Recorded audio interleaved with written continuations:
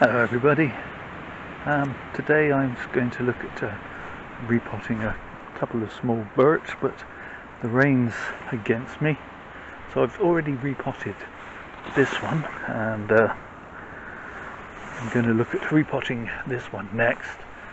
This one, it's about 5 years old from seed. You can see where it's grown. It had a significant trunk chop here, and another one at the back here, and again here, which has given it some nice movement and some nice taper. And I don't know how well that's showing up on camera, but the trunk is now changing from that juvenile brown that you get with a young birch to the old majestic silvery grey. You can get the light to shine on it correctly. It looks like it is on the screen, so I hope it's looking right on the actual film. Here comes the rest of the rain, but I'm going to persevere. I've started, so I'll finish, so to speak. You saw from the drinks can the scale of these trees. It's quite surprising, as I say. 4 to 5 years you can get something that's a credible well, it's got a credible trunk, and has the makings of a nice little bonsai within the next year or two. So let's move that one out of the way. As I say, I've already repotted that one, and we'll look at this one, which I think is probably a year or so younger. As such, is still that nice chocolatey brown. It's got some nice movement,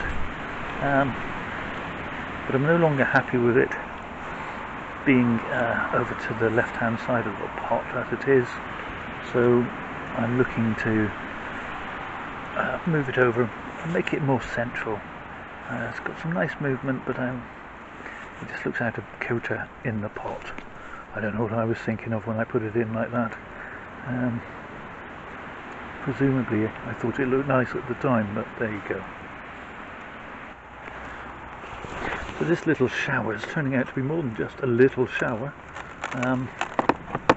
Fortunately the trees cooperated in coming out of the pot, so now I can just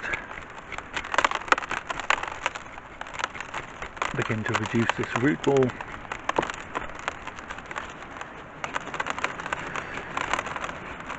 At the same time, I'm keeping my eye open for vine weevil, and every time I see one of these little white pieces of stone, which is from the grit, my heart lurches a little bit. I think, oh no, not more vine weevil. Although I do have the treatment now, which is sat in my fridge, waiting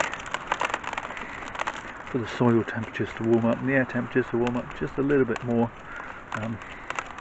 Nematodes need a certain ambient temperature and soil temperature to do their work, and hopefully the cold will keep the vine weevil somewhat dormant until later in the month, when I can actually apply the nematodes. Okay, so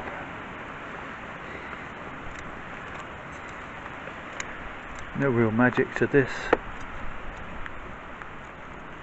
I'm just gonna get it back in the pot with some fresh new compost. I do want it to move over slightly, so I'm going to take some more root off there, and it looks a bit gruesome. You can see there's a big chunk of root in there, but that's good. We don't want those big chunks. I want to get rid of those. Yeah, that's better. So that, as you can see, it gives some room to get some fresh compost in and underneath. The drainage screen is still in place, so I didn't even have to move that. So the repotting gods are smiling.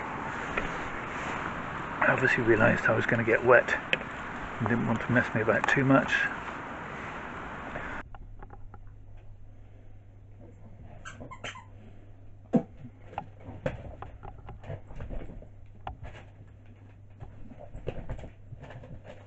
Okay, so a little bit more I think. Just bring it up a little bit higher. Already have some reasonably nice roots, so I'm just going to give them a bit of a clean.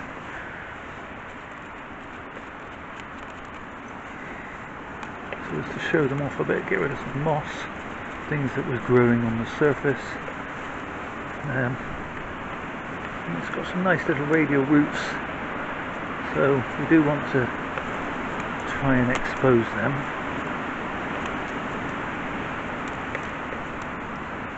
Yes, the wind and rain is really starting to get up now, but still, never mind, perseverance. Okay, so that's going to sit in there, and that's going to sit in there quite nicely in the centre. I'm quite pleased with that. So I'm going to put in some controlled release fertiliser, a little bit more, and then we're going to fill in around the sides. I've left my scoop at the top of the garden, and that's why I'm doing it all by hand. But hands were invented first and can do the job very well. I think I've said in other videos that a lot of people like to have a specific chopstick that they use.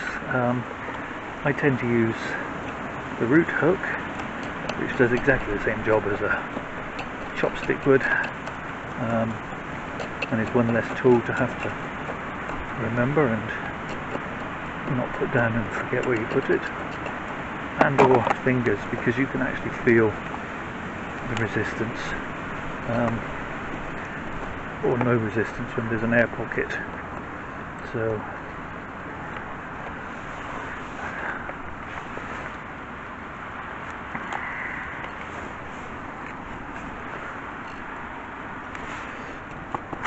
that's not looking too badly at all. I might put a thin layer of gravel over the top of that. I might put it away in a minute. So now that looks like I removed quite a lot of root, and indeed I suppose I did. And to help balance that, I'm going to prune this back to a bud just here. I'm going to remove that, shorten it, shorten that, and that is about it. So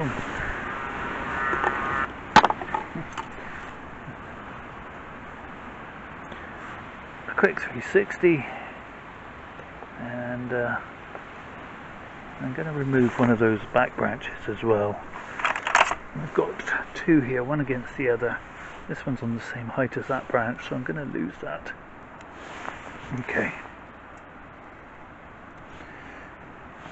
One day I will get to a point where I can do a quick 360 without actually seeing something that's wrong.